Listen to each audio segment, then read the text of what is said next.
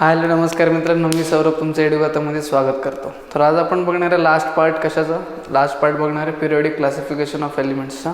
ठीक आहे, लास्ट पार्टमध्ये शेवटचे 3 टॉपिक राहिलेले आहेत आपल्याकडं.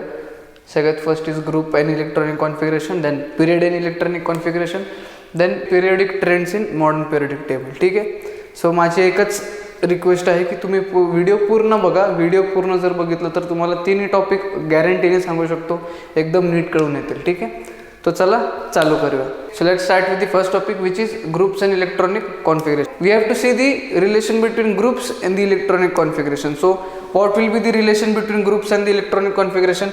So as we go down the group, जर आपण ग्रुपमध्ये वरून खाली येत असेल तर काय रिलेशन येणार आहे? as we go down the group, the number of shell around the nucleus increases. as we go down the group, the number of shell increases. ठीक आहे, but the number of electrons in outermost shell will remain same. that is the valence electrons will remain same. समजतंय तुम्हाला? कसं सांगतो मी? As we go down the group, आपण जसं जसं खाली येणार आहे. आता पहिला असेल तर हा जर एलिमेंट असेल तर ह्याला 1 शेल आहे, त्याच्यानंतर दुसऱ्या एलिमेंटला 2 शेल येतील, तिसऱ्या एलिमेंटला 3 शेल येतील. ठीक आहे, चौथ्या एलिमेंटला 4 शेल येतील. As we go down the group, the number of shell increases. Number of shell increase होणार आहे, but number of valence electron म्हणजे number of electron in outermost shell, हे जे आउटरमोस्ट शेलमध्ये जे इलेक्ट्रॉन्स आहेत ते नेहमी काय राहणार आहे? एकच, म्हणजे सेम राहणार आहे. In case of group 1, the valence electron और the number of electrons in outermost shell will be 1. the number of electrons in outermost shell will be 1. So as we go down the group, number of valence electrons remains constant but number of shells increases. ठीक है, the second topic is period and electronic configuration. So in the second part we have to see what will be the relation between periods and electronic configuration. period आणि electronic configuration मधला काय relation असेल हे बघायचं आपल्याला. जसं आता ग्रुपचं बघितलं आपण काय व्हेरिएशन आहे, सेम आपण तसंच पिरियड्सचं पण बघायचं. So in case of periods, as we go left to right along the period,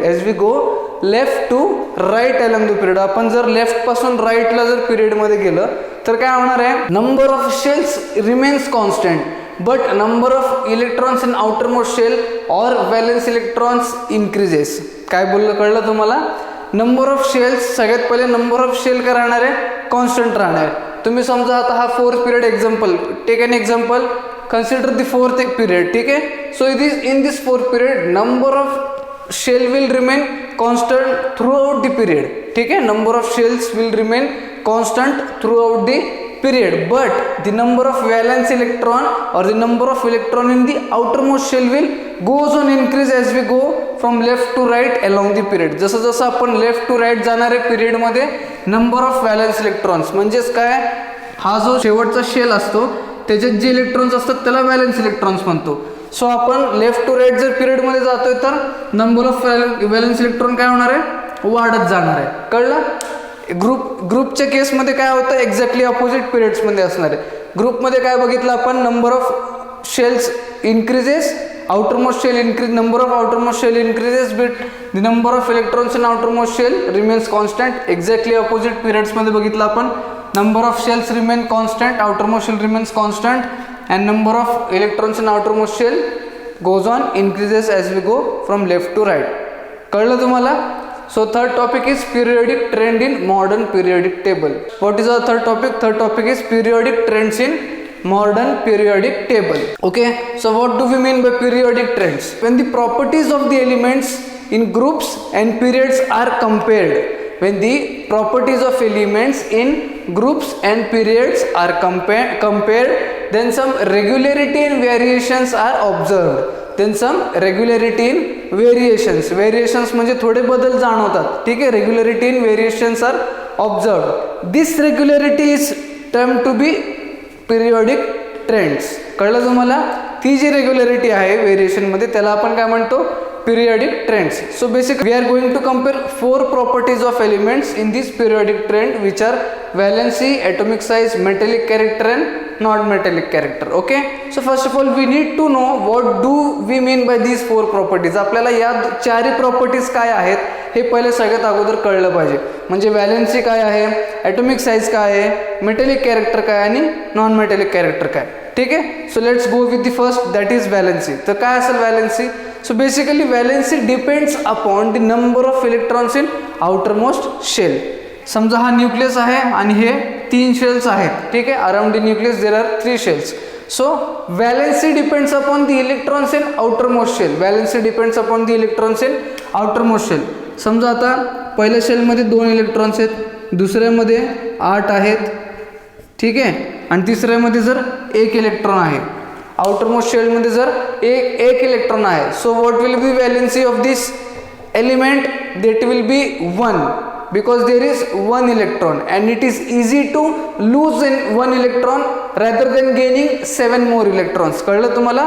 एक इलेक्ट्रॉन आहे, एक इलेक्ट्रॉन लूज करणं सोपं आहे rather than म्हणजे 7 इलेक्ट्रॉन्स घेण्यापेक्षा एक इलेक्ट्रॉन लूज करू शकतो. 7 इलेक्ट्रॉन्स घेऊन काय होणार आहे? त्याचा ऑक्टेट कंप्लीट होणार आहे. आणि जरी एक इलेक्ट्रॉन लूज केलं तरी ऑक्टेट कंप्लीट होणार आहे. So valency in this case will be 1. जर आउटरमोस्ट शेलमध्ये 2 इलेक्ट्रॉन्स असतील so valency will be 2. Outermost शेलमध्ये जर 3 असतील तर व्हॅलेन्सी विल बी 3. आउटरमोस्ट शेलमध्ये 4 असतील तर व्हॅलेन्सी विल बी 4. बट जर आउटरमोस्ट शेलमध्ये 5 इलेक्ट्रॉन्स असतील, in this case the valency will be 3. Why 3? कारण की 5 इलेक्ट्रॉन्स लूज करण्यापेक्षा तो 3 इलेक्ट्रॉन्स गेन करू शकतो. बरोबर आहे.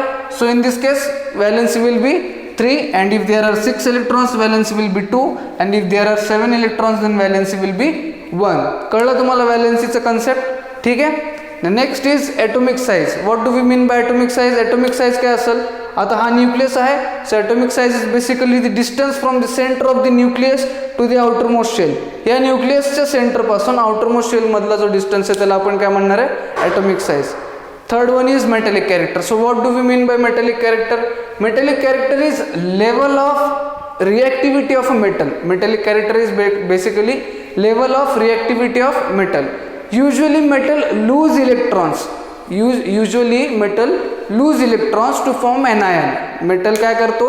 इलेक्ट्रॉन लूज करतो. युजली मेटलची काय प्रॉपर्टी आहे? मेटल इलेक्ट्रॉन लूज करतो आणि एनायन फॉर्म होतो. ठीक आहे. So this tendency of losing electron is also called as electro positivity. आणि तसंच non metallic character. What do we mean by non metallic character? Similarly non metallic character is level of reactivity of non metals, whereas non-metals gain electrons to form an cation. Non-metal gain electrons. Metals lose करतात, तसेच non-metals काय करतात? gain electron to form cation. ठीक आहे. and this trend is also called as electronegativity. Non-metallic character is also called as electronegativity and metallic character is also called as electropositivity. ठीक आहे. so what will be the trends for these four properties in modern periodic table? या 4 प्रॉपर्टीजचे काय trend असणार आहे modern periodic टेबलमध्ये मी सांगतो तुम्हाला. Consider, सगळ्यात पहिले कन्सिडर करा पिरियडचं. ठीक आहे. Consider period. There are 7 period. As we go left to right along the period, as we go left to right along the period, the valency of the element first of all increases then decreases. कळतंय तुम्हाला? Valency increases, पहिले increase होणार त्यानंतर decrease होणार. म्हणजे कसं? Valency पहिले 1 2 3 4 त्याच्यानंतर परत 3 2 1 असं डिक्रीज होणार आहे व्हॅलेन्सी. कळलं?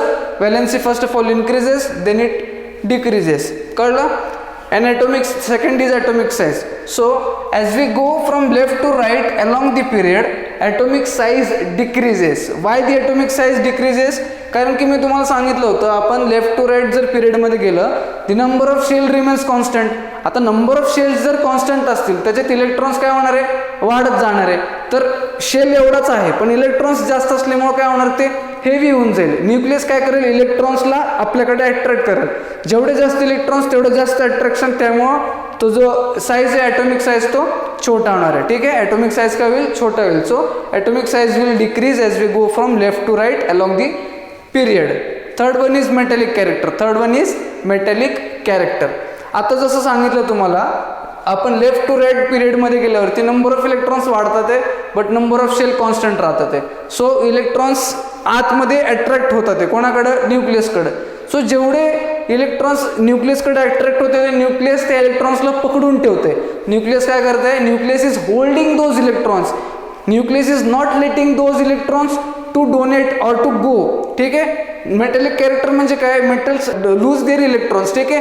बट लूज करण्यासाठी न्यूक्लियस चान्सेस देत नाही. Nucleus, what is nucleus doing, nucleus is holding those electrons closely, ठीक आहे. That's why metallic character decreases as we go from left to right. कळलं तुम्हाला.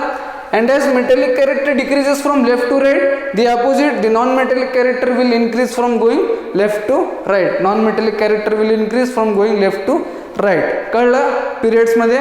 Now consider the groups, ठीक आहे. There are 18 groups. As we go down the group, number of shells increases. Number of shells काय होणार आहे, increase होणार आहे. But the number of electrons in outermost shell will remain constant. आता काय होणार आहे, नंबर ऑफ शेल इन्क्रीज होतात आहे, पण इलेक्ट्रॉन्स तर तेवढंच आहेत, म्हणजे शेवटच्या शेलमध्ये तेवढेच इलेक्ट्रॉन्स आहे. तर नंबर ऑफ शेल इन्क्रीज झाल्यामुळं त्याचं साईज वाढतोय, ठीक आहे, साईज वाढतोय. बट व्हॅलेन्सी काय राहणार आहे, सेम. कारण की इथं तुम्ही जसं बघितलं होतं पहिल्या ग्रुपमध्ये सगळ्यांचे व्हॅलेन्स इलेक्ट्रॉन्स किती आहेत, 1. So valency will be 1. So as we go down the group, valency will remain constant, ठीक आहे. Valency will remain constant. The second property, which is atomic size, as we go down the group, number of shells increases, the atomic size will definitely increase, ठीक है. Third is metallic character. As we, आता मी जसं सांगितलं की as we go down the group, the number of shells will increase, but the number of electrons in the outermost shell remains constant. Number of electrons in outermost shells will remains constant. आता जसं जसं शेलचं size वाढतोय, म्हणजे ॲटमचा size वाढतोय, atomic size वाढतोय, तसं तसं काय होतंय, न्यूक्लियस पासून इलेक्ट्रॉन्स लांब जात आहेत. सो तो न्यूक्लियस, जसे आपण लेफ्ट टू राईट गेलो होती, न्यूक्लियस कसं इलेक्ट्रॉन्सला पकडून ठेवत होतं, तसं या केसमध्ये electrons cannot hold those electrons. Why nucleus cannot hold those electrons? Because electrons are going far away from the nucleus. Electrons काय होत आहे, इलेक्ट्रॉन्स त्या न्यूक्लियस पासून लांब चालले, ठीक आहे. त्यामुळं it is unable to hold those electrons. So it is easy to lose the electrons in the outermost shell. So metallic character will increase as we go down the group. And the non-metallic character, which is exactly opposite, as we go down the group, the non-metallic character will be decreasing. The non-metallic character will be decreasing as we going down the group. कळलं तुम्हाला, ठीक आहे. So आज आपण इथंच थांबूया, आपले सगळे टॉपिक संपलेत, हा चॅप्टर संपला आहे. होप तुम्हाला पूर्ण चॅप्टर कळला असेल. नसेल कळला तर याचे जेवढे पार्ट्स आहेत तुम्ही सगळे पार्ट्स जाऊन बघा, ठीक आहे. आणि जर व्हिडिओ आवडला असेल तर तुम्ही लाईक करा, शेअर करा, आणि जाताना चॅनलला मात्र नक्की सबस्क्राईब करून जा, ठीक आहे. आपण भेटूया नेक्स्ट लेक्चर.